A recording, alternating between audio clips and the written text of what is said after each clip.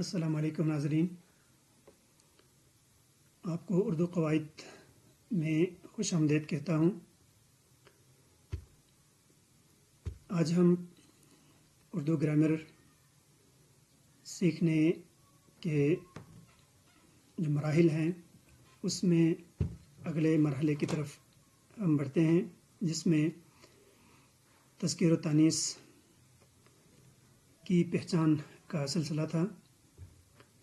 اس میں آپ نے ینتٹس جو لفظ تھا اس کے پہلے حرف یعنی یہ کے بارے میں آپ جان چکے ہیں۔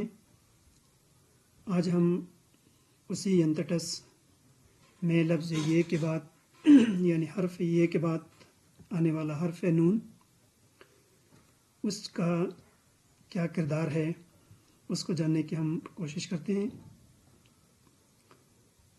وہ تمام الفاظ جن کے آخر میں نون آ جائے تو انہیں مؤنث سمجھا جاتا ہے، جیسے جان، آن، کان، یعنی بہت سارے الفاظ آپ کو ایسے ملیں گے جن کے آخر میں نون آ جائیں تو وہ مؤنث ہیں۔ تقریباً یہ 60-70% الفاظ ضرور ایسے ہوں گے جن کے آخر میں نون آ جانے سے ہمیں پتہ چل جاتا ہے کہ وہ الفاظ مؤنث ہیں۔ لیکن کچھ الفاظ ایسے ضرور ہیں جن کے آخر میں نون آ جانے کے باوجود وہ مؤنث نہیں بلکہ مذکر ہیں، جیسے انسان، کان، آسمان وغیرہ ہیں۔ تو ان الفاظ کے آخر میں نون ضرور ہے لیکن یہ الفاظ مؤنث نہیں بلکہ مذکر ہیں۔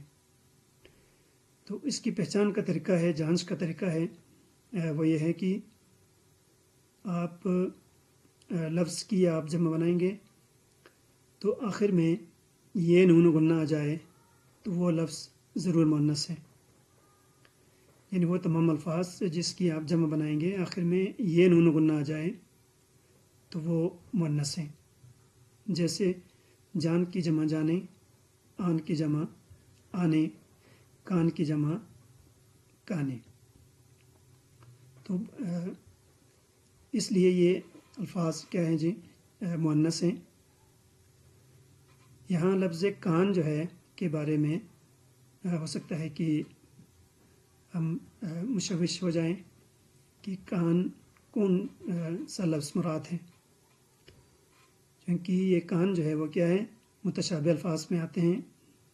یہ پڑھنے میں ایک لفظ لیکن اس کے معنی الگ الگ ہیں۔ تو یہاں تمام جو جاندار ہیں اس کا جو کان ہے، جیسے انسان کا کان، ہمارا کان، وہ مذکر ہیں، لیکن معدنیات کا جو ذخیرہ ہے اس سے جب ہم لفظ کان استعمال کرتے ہیں تو وہ مؤنث ہے۔ اس لیے ہم کہتے ہیں نا کہ کانوں کان سنائی نہیں دی۔ تو انسان یا دیگر جانوروں کا جو کان ہے اس کی جمع کانوں ہے، واو نون غنہ آتا ہے، لیکن معدنیات جہاں ہیں اس جگہ کی کو ہم کان کہتے ہیں تو اس کی جمع کانے ہیں۔ تو یعنی نمک کی کانیں بہت زیادہ پائی جاتی ہیں، تو وہ کان جو ہے وہ مؤنث ہیں۔ تو امید ہے آپ کچھ نہ کچھ آپ نے حاصل ضرور کیا ہوگا، کچھ باتیں ضرور سمجھ میں آئی ہوں گی۔ اپنی قیمتی جو آراء ہیں اس سے ہمیں مستفید فرمائیں تاکہ ہم اپنی اصلاح کر سکیں۔ اللہ حافظ۔